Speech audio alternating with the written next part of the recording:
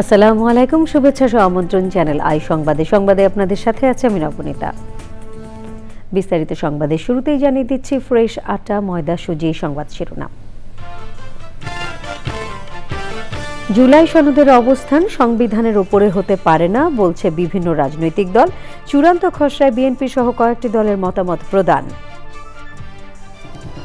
মনোনয়ন ফর্ম জমার শেষ দিনে ডাকসু ও হল সংসদের জন্য ছাত্রদলের প্যানেল ঘোষণা। উমামা ফাতেমার প্যানেল ঘোষণা আগামীকাল। নির্বাচন নিয়ে আবারও ষড়যন্ত্রের অভিযোগ তুলল বিএনপি। পিআর পদ্ধতি জনগণের উপর চাপিয়ে দেওয়ার অভিযোগ। স্বাস্থ্য বান্ধব জাতীয় নীতি প্রণয়নে প্রধান উপদেষ্টার আহ্বান। রোগ নিয়ন্ত্রণ সহ শিশু কিশোর ও নারী স্বাস্থ্যে অগ্রাধিকারের তাগিদ। এবং শেরপুরে সবুজে সাজায় বাংলাদেশ স্লোগানে প্রকৃতি ও জীবন ক্লাবের বৃক্ষরোপণ। প্রাকৃতিক ভারসাম্য রক্ষায় কার্যকর অবদান রাখবে প্রত্যাশা। এছাড়া নিটোল টাটা বিশেষ সংবাদে থাকছে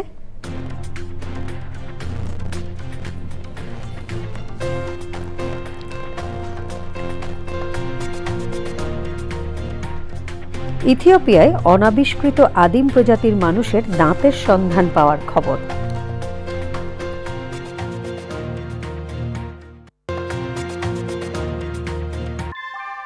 ভূমিকম্প সহনীয় মোস্ট ডিউরেবল দেশের প্রথম থার্মেক্স রড সালাম স্টিল। সালাম স্টিল বোঝে ডিউরেবিলিটি। সালাম স্টিল মোস্ট ডিউরেবল স্টিল।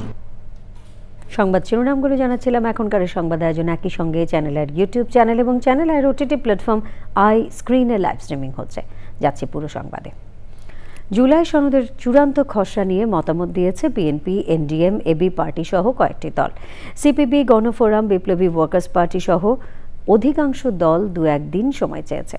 বিভিন্ন দলের নেতারা বলেছেন জুলাই সনদ একটি রাজনৈতিক সমঝোতা, তবে সংবিধানের ওপরে এর স্থান হতে পারে না। জান্নাতুল বাকিয়া কেকা জানাচ্ছেন। গত 16 আগস্ট রাতে রাজনৈতিক দলগুলোর কাছে জুলাই সনদের চূড়ান্ত খসড়া পাঠায় ঐক্যমত্য কমিশন। বুধবার পর্যন্ত সময় বেঁধে দিলেও অধিকাংশ রাজনৈতিক দল মতামত দেয়নি। কমিশন প্রস্তাবিত সনদের খসড়ার ভূমিকায় মুক্তিযুদ্ধ ও স্বাধীনতার ঘোষণা ঠিকভাবে উপস্থাপিত না করার অভিযোগ করেছে বিএনপি সহ বামপন্থী দলগুলো। BNP, NDM, AB party, Khelafat Majlis ও আমজনতার দল জুলাই সনদের চূড়ান্ত খসড়ার মতামত ইমেইলে কমিশনে পাঠিয়েছে। এবি পার্টি তাদের প্রস্তাবনায় জুলাই সনদের ওপর ভিত্তি করে আসন্ন জাতীয় নির্বাচন করার দাবি জানিয়েছে। এনডিএম বলছে বিদ্যমান সংবিধান ও প্রচলিত আইনের ওপরে জুলাই সনদ স্থান পাবে বলে কমিশনের প্রস্তাবনা স্বেচ্ছাচারিতার নজির। বিপ্লবী ওয়ার্কার্স পার্টি বলছে কমিশনের প্রস্তাবিত 8 দফা অঙ্গীকার নামার কোনো প্রয়োজনই নেই। এ ধরনের সমঝোতাকে সংবিধানের উপরে স্থান দেওয়ার প্রস্তাবটাই মনে করি এটা যৌক্তিক না। এটা তার মানে এটা সংবিধানের চেয়েও এটা আরও গুরুত্বপূর্ণ কিছু। এটা সুপ্রা কনস্টিটিউশনাল কোনো একটা ধারা যুক্ত করছেন। তার মানে সংবিধানের উপরে তো বাস্তবে রাষ্ট্র পরিচালনার আর কিছু হতে পারে না। জুলাই সনদ বাস্তবায়নে গণভোট ও সংবিধান সভার বিষয়টিও অযৌক্তিক বলছে বিপ্লবী ওয়ার্কার্স পার্টি সহ সমমনা দলগুলো। যেহেতু অনেকগুলো গুরুত্বপূর্ণ প্রশ্নে মেজর স্টেক হোল্ডারদের অনেকেরই আপত্তি আছে, ভিন্ন মত আছে, তাহলে এরকম ভিন্ন মত নিয়ে তো সেখানে গণভোটে যাওয়ার কোনো প্রশ্ন, কোনো অবকাশ নেই। তারা বলছেন সাংবিধানিক ও মৌলিক একাধিক বিষয়ে নোট অব ডিসেন্ট বা মতভিন্নতা থাকায় গণভোট দেওয়ার কোনো সুযোগ নেই। জান্নাতুল বাকিয়া কেকা, চ্যানেল আই, ঢাকা। ঢাকা বিশ্ববিদ্যালয় ক্যাম্পাসে দিনভর ব্যস্ততা ছিল ডাকসু নির্বাচনের মনোনয়ন ফর্ম জমা দেয়া এবং সমর্থিতদের নিয়ে প্যানেল ঘোষণায়। প্রতিটি সংগঠন শিক্ষার্থী বান্ধব ক্যাম্পাসের প্রতিশ্রুতি দিয়েছে। আরও জানাচ্ছেন মিথিলা নাজনীন। ঢাকা বিশ্ববিদ্যালয় কেন্দ্রীয় ছাত্র সংসদ ডাকসু নির্বাচন আগামী 9 সেপ্টেম্বর। নির্বাচন ঘিরে মনোনয়নপত্র জমা দেওয়ার শেষ দিনে প্যানেল ঘোষণা করে জাতীয়তাবাদী ছাত্রদল। চাংখার বলে যখন বলেছিলাম প্লিজ কেউ কাউকে ছেড়ে যায় না, সেদিন উপস্থিত ছাত্র জনতা কেউ ছেড়ে যায় নাই। বাচ্চা বাচ্চা ছেলেরা রক্ত দিয়ে এই অঙ্গীকার ধরে রেখেছিল। বৈষম্যবিরোধী শিক্ষার্থী সংসদ এর ব্যানারে মনোনয়নপত্র জমা দিয়েছেন গণতান্ত্রিক ছাত্র সংসদ সমর্থিত পূর্ণাঙ্গ প্যানেল সদস্যরা। শেষ সময়ে মনোনয়নপত্র জমা দেয় স্বতন্ত্র শিক্ষার্থী ঐক্য প্যানেল। 5 আগস্টে যেখানে জুলাই অভ্যুত্থানের মধ্য দিয়ে আমাদের বাংলাদেশের রাজনৈতিক কাঠামোর একটা পরিবর্তন আসার কথা, সে জায়গায় আমরা দেখেছি পুরনো যে বন্দোবস্ত সেটাই কিন্তু নানানভাবে আসলে আমাদের বিশ্ববিদ্যালয় ক্যাম্পাসগুলোতে আবার চেপে বসছে, হয়তো ছাত্রলীগের নামে না, কিন্তু অন্য কোনো নামে, অন্য কোনো পরিচয়ে। তো আমরা সেই জায়গায় মনে করি যে ঢাকা বিশ্ববিদ্যালয় নিডস টু মুভ ফরওয়ার্ড। প্রত্যেক প্রার্থী নিজ নিজ অবস্থান তুলে ধরেন। শিক্ষার্থীদের জন্য ছাত্র সংগঠন সব ধরনের কাজ করবে এবং প্রশাসনের যে সমস্যাগুলো আছে সেগুলো সমাধানের জন্য চেষ্টা করবে। ছাত্রদের কাছে সবারই জনপ্রিয়তার একটা ব্যাপার আছে। আমার হলের যে একটি বেড, একটি টেবিল দেওয়ার ব্যবস্থা করব এবং আমাদের হলের যে খাবারের মান সেটা উন্নত করার ব্যবস্থা করব। মনোনয়নপত্র জমাদানের সার্বিক অবস্থা তুলে ধরেন চিফ রিটার্নিং অফিসার। সর্বমোট 509টি মনোনয়নপত্র জমা পেয়েছি। এর ভিতর 149টি মনোনয়নপত্র জমা পড়েনি। নির্বাচন নিয়ে যাতে কোনো প্রশ্ন না ওঠে সে ব্যাপারে সচেষ্ট থাকার কথা জানিয়েছেন সংশ্লিষ্টরা। Mithila Naznin, channel I, Dhaka. সুষ্ঠু নির্বাচন এখনও নিশ্চিত নয়, নানা ষড়যন্ত্রের কথা শোনা যাচ্ছে, এমন মন্তব্য করেছেন বিএনপি নেতারা। নয়াপল্টনে কেন্দ্রীয় কার্যালয়ে 1 সেপ্টেম্বর দলের প্রতিষ্ঠাবার্ষিকীতে সপ্তাহব্যাপী কর্মসূচি ঘোষণা করে তারা বলেন, নির্বাচনে পিআর পদ্ধতি জনগণের উপর চাপিয়ে দেওয়া হচ্ছে। রাহুল রায় জানাচ্ছেন, আগামী 1 সেপ্টেম্বর বিএনপির 47তম প্রতিষ্ঠাবার্ষিকী উদযাপনে আলোচনা সভা, দলের প্রতিষ্ঠাতা ও সাবেক রাষ্ট্রপতি জিয়াউর রহমানের মাজারে শ্রদ্ধা জ্ঞাপন, শোভাযাত্রা সহ সপ্তাহব্যাপী কর্মসূচি দিয়েছে বিএনপি। নয়াপল্টনে দলের কেন্দ্রীয় কার্যালয়ে প্রস্তুতি সভা শেষে আয়োজিত সংবাদ সম্মেলনে প্রতিষ্ঠাবার্ষিকীর কর্মসূচি ঘোষণার পর অন্যান্য ইস্যুতেও কথা বলেন বিএনপি নেতারা। আমাদের এখনো কাজ শেষ হয়ে যায়নি, গণতন্ত্র এখনো পুনরুদ্ধার হয়নি। আমাদের সেই গণতন্ত্রকে পুনরুদ্ধারের জন্য আরও আমাদেরকে হয়তো বিপদ সংকুল পথ অতিক্রম করতে হবে এবং এই কারণে আমাদের দলের সকল পর্যায়ের নেতাকর্মী এবং জাতীয়তাবাদী শক্তি তারা প্রস্তুত। আমাদের অবাধ সুষ্ঠু নির্বাচন এখনো নিশ্চিত হয়নি। নানা ধরনের আমরা চক্রান্তের কথা শুনি, নানা ধরনের মাস্টার প্ল্যানের কথা শুনি। পিআর পদ্ধতিতে নির্বাচনের বিপক্ষে মতামত দেন বিএনপি নেতারা। আমরা কি কেউ জনগণকে কখনো জিজ্ঞাসা করেছি এতদিন আপনি যেভাবে প্রতিনিধি নির্বাচন করছেন আমরা সেইভাবে না, আমরা একটা নতুন পদ্ধতি চাচ্ছি, আনুপাতিক হারে হবে। সেখানে আপনি কোনো ব্যক্তিকে না, আপনি দলকে ভোট দেবেন এবং দল এমপি মনোনীত করবে। সেটা আপনার এখান থেকে হতে পারে, অন্য এলাকা হতে পারে। আপনার এই এলাকায় নির্দিষ্ট কোনো এমপি থাকবে না। তাদের মতামত চাইছে যে তারা এটা রাজি কি রাজি না। এটা একটা অযৌক্তিক চেষ্টা, যেটা অনিবার্য পরিণতি হতে পারে নির্বাচন অনুষ্ঠানের ক্ষেত্রে। বিএনপি নেতারা বলেছেন, যে কোনো ইস্যুতে রাজনৈতিক দলগুলোর মধ্যে সবসময় আলোচনা হতে পারে, তবে গণতন্ত্রের পক্ষে সবার একমত থাকা উচিত। ধন্যবাদ আপনাদের। রাহুল রায়, চ্যানেল আই, ঢাকা। স্বাস্থ্য বান্ধব জাতীয় নীতি প্রণয়নের আহ্বান জানিয়েছেন প্রধান উপদেষ্টা অধ্যাপক ডক্টর মোহাম্মদ ইউনূস। বলেছেন, প্রতিটি নীতি রোগ নিয়ন্ত্রণ, শিশু কিশোর ও নারী স্বাস্থ্যের অগ্রাধিকার ও সচেতনতা বৃদ্ধিতে সহায়ক হবে। প্রধান উপদেষ্টা বলেন, অসংক্রামক রোগ শুধু স্বাস্থ্য খাতের চ্যালেঞ্জ নয়, বরং এটি ব্যক্তিগত এবং জাতীয় জীবনের উন্নয়নের সঙ্গেও সম্পৃক্ত। আরও জানাচ্ছেন মোস্তফা মল্লিক। রাজধানীর তেজগাঁওয়ে প্রধান উপদেষ্টার কার্যালয়ে শাপলা হলে অসংক্রামক রোগ প্রতিরোধ ও নিয়ন্ত্রণে সমন্বিত উদ্যোগ এবং বাস্তবায়নের লক্ষ্যে আন্তঃমন্ত্রণালয় সহযোগিতা বাড়াতে যৌথ ঘোষণাপত্র স্বাক্ষর অনুষ্ঠান। যৌথ ঘোষণাপত্রে ৩৫টি মন্ত্রণালয় বা বিভাগ সই করেছে। 5টি মন্ত্রণালয়ের সিনিয়র সচিবের হাতে যৌথ ঘোষণাপত্র তুলে দেন প্রধান উপদেষ্টা। সুস্থ সবল প্রজন্ম গড়ে তোলার উপর জোর দেন প্রধান উপদেষ্টা ডক্টর মোহাম্মদ ইউনূস। যে কোনো পরিস্থিতি হোক না কেন এবং যত চ্যালেঞ্জিং থাকুক না কেন, আমাদেরকে সুস্থ সবল প্রজন্ম গড়ে তুলতেই হবে। পৃথিবীর প্রায় সব দেশেই অসংক্রামক রোগ দিন দিন বিস্তৃত হচ্ছে। বাংলাদেশের আর্থসামাজিক ভৌগোলিক অবস্থান এবং বিপুল জনগোষ্ঠীর ছোট এলাকায় বসবাসের প্রেক্ষাপটে এই পরিস্থিতি আরও সংকটময়। তাই এটি জাতীয় স্বাস্থ্য ব্যবস্থাপনার সম্ভবত সবচাইতে গুরুত্বপূর্ণ দিক। অধ্যাপক ইউনুস যৌথ ঘোষণা বাস্তবায়নের উপর গুরুত্বারোপ করেন।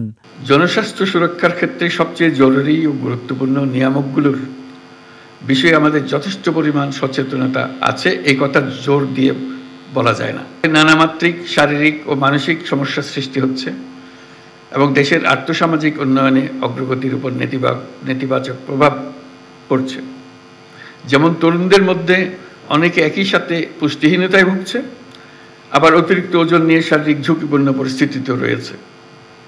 তামাকের বিরুদ্ধে তরুণ সমাজকে আজ সচেতন করা না গেলে আগামী প্রজন্মের ভবিষ্যৎ অনিশ্চিত হয়ে পড়বে। জরুরি ভিত্তিতে মানুষকে সচেতন করতে হবে। জাতীয় নীতিগুলো এমনভাবে প্রণয়ন করতে হবে যেন সেগুলো স্বাস্থ্যবান্ধব হয়, অসংক্রামক রোগ প্রতিরোধ নিয়ন্ত্রণে সহায়ক হয়। প্রধান উপদেষ্টা বলেন, যৌথ ঘোষণা স্বাক্ষরের মাধ্যমে স্বাস্থ্য সুরক্ষায় একসঙ্গে কাজ করতে সবাই প্রতিশ্রুতিবদ্ধ হল। Mostafa Mallik, channel I, Dhaka. জুলাই আগস্টের মানবতা বিরোধী অপরাধের মামলায় সাবেক প্রধানমন্ত্রী শেখ হাসিনা সহ ৩ জনের বিরুদ্ধে ১৩তম সাক্ষী হিসেবে সাক্ষ্য দিয়েছেন national institute of neuro science and হাসপাতালের সহযোগী অধ্যাপক মোহাম্মদ মাহফুজুর রহমান। তিনি আন্দোলনকারী শিক্ষার্থীরা গুলিবিদ্ধ হওয়ার পর কিভাবে চিকিৎসা দিয়েছেন তা তুলে ধরেন। অধ্যাপক মাহফুজ জানান, অনেকের শরীরের বিভিন্ন জায়গায় গুলি লাগার পাশাপাশি কয়েকজনের খুলিও উড়ে যায়। এই ঘটনার নির্দেশদাতা শেখ হাসিনা, সাবেক স্বরাষ্ট্রমন্ত্রী আসাদুজ্জামান খান কামাল, ওবায়দুল কাদের ও নির্দেশ পালনকারী সবার দৃশ্যমান ফাঁসির দাবি জানিয়েছেন তিনি। এছাড়া আরও ৩ জন সাক্ষী সাক্ষ্য দেবেন বলে জানিয়েছে প্রসিকিউশন। এর আগে আন্তর্জাতিক অপরাধ ট্রাইব্যুনাল ১-এ শেখ হাসিনার বিরুদ্ধে সাক্ষ্য দেন আশুলিয়ায় শহীদ আসাবুরের বাবা ও যাত্রাবাড়িতে পুলিশের গুলিতে শহীদ তাইমের ভাই সহ ৩ জন। সকালে ট্রাইব্যুনালে হাজির করা হয় আসামি থেকে রাত সাক্ষী হওয়া সাবেক আইজিপি চৌধুরী আবদুল্লাহ আল মামুনকে। রাজধানীতে এক আলোচনায় বক্তারা বলেছেন, নাগরিক সমাজের বক্তব্য শোনার আগ্রহ কমে যাচ্ছে সরকারের উপদেষ্টাদের। তবে কারো কারো রাত বিরেতে হাঁসের মাংস খেতে নীলা মার্কেট কিংবা মোটরসাইকেলে হেলমেট পরে ওয়েস্ট ইন্ড হোটেলে যাওয়ার আগ্রহ দেখা যাচ্ছে। এমনকি যোগ্যতা না থাকা সত্ত্বেও অস্ত্রের লাইসেন্স পাওয়ার ঘটনাও ঘটছে। সেন্টার ফর গভর্নেন্স স্টাডিজের আলোচনায় এসব বলেন বক্তারা। রিজভি নওয়াজ জানাচ্ছেন। ড্যাপ নিয়ে জটিলতা, টেকসই নগরায়ণ শিরোনামে রাজধানীর সিডা মিলনায়তনে আলোচনা। মূল প্রবন্ধ উপস্থাপন করেন centre for governance studies CGS এর নির্বাহী পরিচালক পারভেজ করিম আব্বাসী। শহুরে মানুষের আবাসন, বিশেষ করে রাজধানীর টিকে থাকার মতো গুরুত্বপূর্ণ আলোচনায় সরকারের কোনো প্রতিনিধি নেই কেন ব্যাখ্যা করেন সিজিএস চেয়ারম্যান। আমরা জানি যে এই সংলাপে সরকারের অনেক প্রতিনিধি এই ধরনের আলোচনায় এখন আর আসতে চান না। তারা অনেক ব্যস্ত, আসলে গভীর রাত পর্যন্ত কাজ করতে হয় তাদের, তারপরে তাদের হঠাৎ করে টায়ার্ডনেস আসে, একটু শক্তি সঞ্চয় করবার জন্য হাঁসের মাংস খেতে ইচ্ছে করে, তারপরে সেখান থেকে তারা ৩০০ ফিটে যান এবং প্রায় প্রতিনিয়তই যান। আমরা সাধারণ মানুষের ভোগান্তি কথা বলি, কিন্তু অনেক পরিবেশ পরিকল্পনাবিদ তাদের কথাগুলো ন্যায়সঙ্গত, কিন্তু তারা থাকেন হচ্ছে গেটেড কমিউনিটিতে, তারা থাকেন হচ্ছে বিদেশে, এখানে 7 মাস, তাদের কাছে ঢাকা শহরের জ্যামটা লাগে। তো ঢাকা শহরের বেশিরভাগ লোককে আমরা এখন চেয়ারম্যান মাউসেতুগের মতো আমরা আধা লোককে পাঠিয়ে দিব এখানে। সব সরকার মিলে ঢাকাকে বসবাসের অযোগ্য করে তুলেছে বলে মত দেন আলোচকরা। রাজুকের চৌহুতে যাওয়ার 1 কিলোমিটার আগে থেকে নাকি গাছপালা নাকি টাকা খায়। ঢাকার সম্পূর্ণ মৃত্যুর কারণের জন্য রাজুককে আমরা দায়ী করব, রাজুক ডিসম্যান্ডেল করে দেওয়া উচিত। আমাদের দেশের 1/3 লোক সবসময় রিস্কে আছে, তারা আবার এক্সট্রিম পভার্টি লেভেলে নেমে যাবে। তারা কখন নামবে না, তখন তাদের ছোট্ট একটা থাকার জায়গা হবে। আপনারা ঢাকার ভবিষ্যৎ নিয়ে ভাবছেন, কিন্তু বাংলাদেশেরই তো ভবিষ্যৎ অন্ধকার। আগে দেখলাম আমলা গণতান্ত্রিক সরকার, এখন প্রতিষ্ঠিত হয়েছে আমলা এনজিও সরকার। আর বসবাসের উপযোগী ঢাকা করতে হলে আপনার প্রথম কথা লাগবে সৎ শাসক, ন্যায় নীতি, নিষ্ঠাবান এবং একটা গণতান্ত্রিক পরিবেশ আসতে হবে। বক্তারা বলেন, রাজধানীর ওপর চাপ কমাতে সব ধরনের সেবা এবং সুবিধা ঢাকার বাইরে জেলা এবং উপজেলা পর্যায়ে নিতে হবে। Rizvi Nawaz, channel I, Dhaka. হাতি সংরক্ষণের পাশাপাশি তাদের স্বাভাবিক মৃত্যু এবং প্রজনন নিশ্চিতে প্রথমবারের মতো প্রকল্প ঘোষণা করেছে সরকার। রাজধানীর বন ভবনে আয়োজিত বিশ্ব হাতি দিবসের আলোচনায় পরিবেশ উপদেষ্টা বলেন, ধুঁকতে থাকা বাস্তুতন্ত্র পুনরুদ্ধারে মানুষ হাতি দ্বন্দ্ব নিরসন, হাতির প্রাকৃতিক খাদ্য ও পানির সংস্থান নিশ্চিতে সচেতনতা সমন্বিত উদ্যোগের বিকল্প নেই। এ সময় বক্তারা দ্রুত সময়ের মধ্যে হাতির হালনাগাদ সংখ্যা নিরূপণের পাশাপাশি হাতির আবাসস্থলগুলোর মধ্যে নিরাপদ করিডোর নির্মাণের দাবি জানান।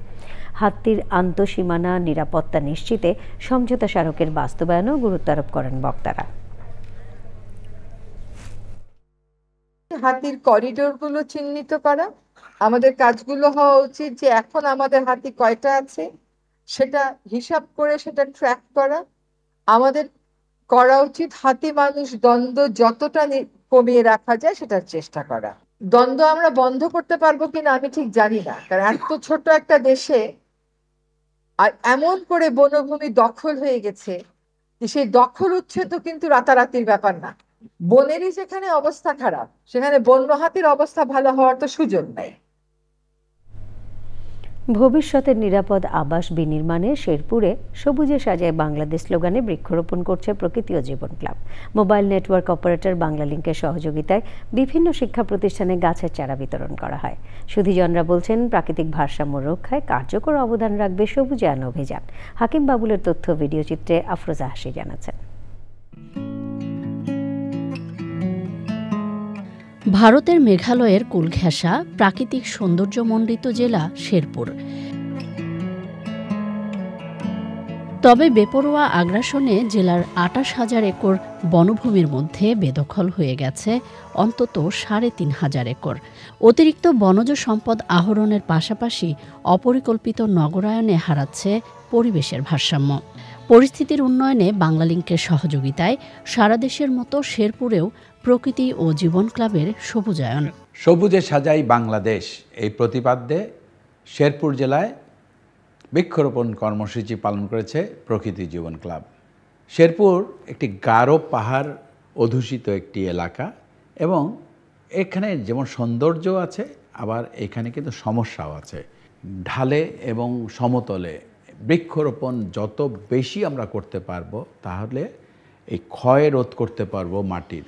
আমরা যত সবুজে থাকব তত আমরা ভালো থাকব, কারণ সবুজ আমাদের চোখকে যেমন ভালো রাখে, আমাদের মনকে ভালো রাখে, আমাদের শরীর স্বাস্থ্যকে ভালো রাখে। আসুন সবাই বৃক্ষরোপণ করি এবং এই দেশটাকে সবুজে ছেয়ে ফেলি।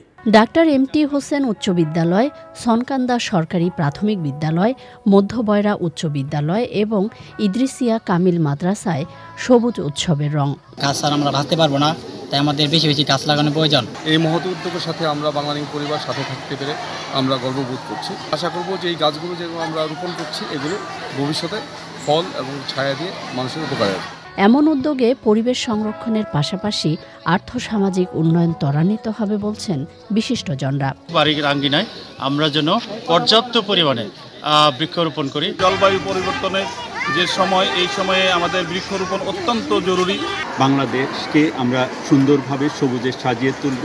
গাছগুলো যখন বড় হবে এর সাথে একে নির্ভর করে বিভিন্ন প্রজাতির পাখি অনেক বাড়বে এবং আলটিমেটলি আমাদের সমাজে যে বাস্তুসংস্থান নষ্ট হয়ে যাচ্ছে সেই বাস্তুসংস্থানটি আবার পুনরুজ্জীবিত হবে।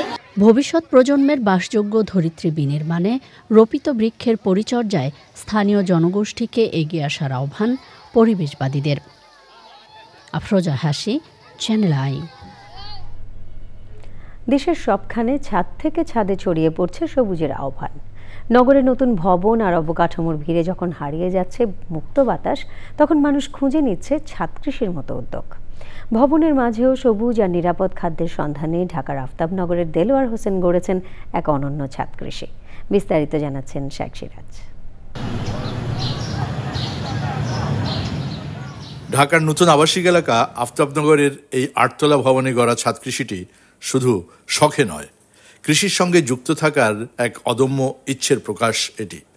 এই উদ্যোক্তা দেলোয়ার হোসেন নিজের বসতি ঠিকানাও বদলেছেন এই কৃষির ছোঁয়া পেতে। এখন আনন্দের পাশাপাশি পাচ্ছেন নিরাপদ খাদ্য। ছোটবেলা থেকে আমি গাছ প্রিয়। আমরা এর আগে মালিবাগে ছিলাম, ওখানে আসলে এই ধরনের একটা পরিবেশ ছিল না। মনে খুব ইচ্ছে ছিল যে আল্লাহ যদি কখনো ওই ধরনের একটা পরিবেশ তৈরি করে তাহলে আমি ফল গাছ, ফুল গাছ এগুলি করব। ২৬০০ বর্গফুট আয়তনে ২ স্তরে পরিকল্পিত কাঠামোর ভেতরে ছড়িয়ে আছে নানা জাতের সবজি আর ফলের গাছ। পরিবারে ফল দিতে পারতেছি। তারপর সবজি, শীতের দিনে যেরকম লাউ, এখন যেরকম চাল কুমড়া, শশা, এগুলি আমি এখনো ন্যাচারাল পাচ্ছি। এই এলাকায় এখন অনেকেই ছাদ কৃষি শুরু করেছেন, তবে ধারাবাহিকতা ধরে রাখতে প্রয়োজন সঠিক দিক নির্দেশনা আর সরকারি পৃষ্ঠপোষকতা। সরকার এবং বেসরকারিভাবে যদি কোনো সার্ভিস সেন্টারগুলো থাকে, একটা মিনিমাম একটা ফি দিব, সে এটা তার একটা কর্মসংস্থানের ব্যবস্থা হলো। পাশাপাশি আমার এখানে যেই ফুল বা ফল হবে সেটা যদি আমি তার কাছে বিক্রি করি, সে আবার সেটা বিক্রি করতে পারবে। গাছগাছালি আর ফল ফসলের প্রেমী তাকে তাড়িত করেছে নতুন বাড়ি নির্মাণের পর ছাদে এমন একটি আঙিনা কৃষি বা ছাদ কৃষি তৈরি করার জন্য। এর পাশাপাশি পরবর্তী প্রজন্মকেও উদ্বুদ্ধ করেছে এই আয়োজনটি। কিন্তু এই উদ্যোক্তা মনে করছেন যে শহরে নগরে যারা ছাদ কৃষি করেন তাদের জন্য প্রয়োজন সেবা কেন্দ্রের, তাহলেই এই কাজটি সবার জন্য টেকসই হবে। ঢাকার আফতাবনগর থেকে শাইখ সিরাজ, চ্যানেল আই। গাজা যুদ্ধ শুরু হওয়ার পর থেকে এ পর্যন্ত ইসরায়েলি হামলায় কমপক্ষে 19,000 শিশুর মৃত্যু হয়েছে, আর মৃত্যুর মোট 62,000-এরও বেশি। ফিলিস্তিনের স্বাধীনতাকামী সংগঠন হামাস যুদ্ধবিরতি প্রস্তাবে রাজি হওয়ার পরও ইসরায়েলি বাহিনীর হামলায় আরও অন্তত 28 জন প্রাণ হারিয়েছেন। তাদের মধ্যে ত্রাণ সংগ্রহ করতে গিয়ে মারা গেছেন প্রায় 7 জন। জাতিসংঘের ফিলিস্তিনি শরণার্থী বিষয়ক সংস্থা UNRWA জানিয়েছে, গাজায় শিশুদের জন্য কোথাও নিরাপদ আশ্রয় নেই। ইসরায়েলের অবরোধের কারণে তীব্র খাদ্য সংকট ও চিকিৎসা সরঞ্জামের অভাবে পরিস্থিতি আরও ভয়াবহ হয়ে উঠেছে। এদিকে অস্ট্রেলিয়ার প্রধানমন্ত্রী অ্যান্টনি আলবানিজের বিরুদ্ধে ইসরায়েলের সাথে বিশ্বাসঘাতকতা ও ইহুদি সম্প্রদায়কে পরিত্যাগ করার অভিযোগ এনেছেন ইসরায়েলি প্রধানমন্ত্রী বেনিয়ামিন নেতানিয়াহু। আলবানিজকে দুর্বল রাজনীতিক বলেও উল্লেখ করেন তিনি। চ্যানেল আইয়ের নিউজ প্রেজেন্টেশন বিভাগের সিনিয়র প্রডিউসার মোহাম্মদ মাহবুবুল আলম সিদ্দিকীর বাবা এবং বাংলাদেশ ব্যাংকের অবসরপ্রাপ্ত কর্মকর্তা শেখ মোহাম্মদ শাহ আলম বাংলাদেশ মেডিকেল বিশ্ববিদ্যালয় হাসপাতালে মারা গেছেন। ইন্না লিল্লাহি ওয়া ইন্না ইলাইহি রাজিউন। আজ বাদ আসর গোরান ছাপড়া মসজিদে মরহুমের জানাজার নামাজ হয়। চাঁদপুরে নিজ গ্রামের বাড়িতে তাকে দাফন করা হবে। নিটোল টাটা, বিশেষ সংবাদ।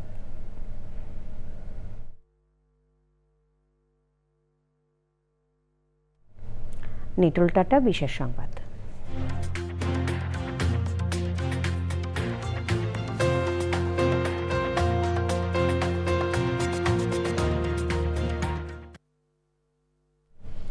ইথিওপিয়ার রাফার অঞ্চলে লেডি গেবারু স্থানে কয়েকটি দাঁত আবিষ্কৃত হয়েছে, যা নির্দেশ করে ভিন্ন ধরনের আদিম মানুষের অস্তিত্ব ছিল। তারা অস্ট্রালোপিথেকাসের প্রজাতির অন্তর্গত বলে দাবি একদল বিজ্ঞানীর। একই স্থানে লুসি কঙ্কালও পাওয়া গিয়েছিল। জীবাশ্মগুলোর বয়স 2.6 থেকে 2.8 মিলিয়ন বছর। গবেষণা দলের সদস্য অ্যামির রেক্টর জানান, দাঁতগুলো দুজন পৃথক ব্যক্তির, যা আজকের মানুষের একটি আদি পূর্বপুরুষ। অস্ট্রালোপিথেকাসের দাঁতের গঠনও আজকের মানুষের মতোই ছিল, যেখানে 32টি দাঁত সম্পূর্ণ বিদ্যমান।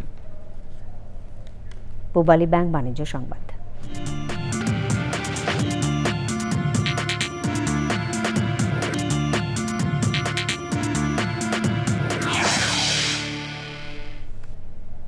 দেশে প্রথমবারের মতো সেলফ চেকআউট কাউন্টার চালু করেছে দেশের বৃহত্তম রিটেল চেইন শপ স্বপ্ন, যা প্রথাগত কেনাকাটার বাইরে একটি ব্যতিক্রমী পদক্ষেপ। এই পদ্ধতি স্বপ্নের তরুণ টেক টিমের উদ্যোগে ডিজাইন করা হয়েছে।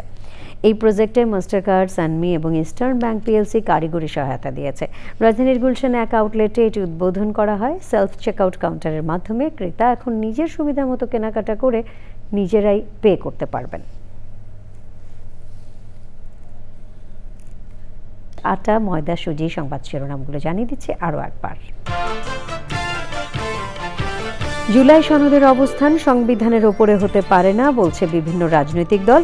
চূড়ান্ত খসড়ায় বিএনপি সহ কয়েকটি দলের মতামত প্রদান। মনোনয়ন ফর্ম জমা শেষ দিনে ডাকসু ও হল সংসদের জন্য ছাত্রদলের প্যানেল ঘোষণা। উমামা ফাতেমার প্যানেল ঘোষণা আগামীকাল। নির্বাচন নিয়ে আবারও ষড়যন্ত্রের অভিযোগ তুলল বিএনপি। পিআর পদ্ধতি জনগণের ওপর চাপিয়ে দেওয়ার অভিযোগ। স্বাস্থ্য বান্ধব জাতীয় নীতি প্রণয়নে প্রধান উপদেষ্টার আহ্বান। রোগ নিয়ন্ত্রণ সহ শিশু, কিশোর ও নারী স্বাস্থ্যে অগ্রাধিকারের তাগিদ।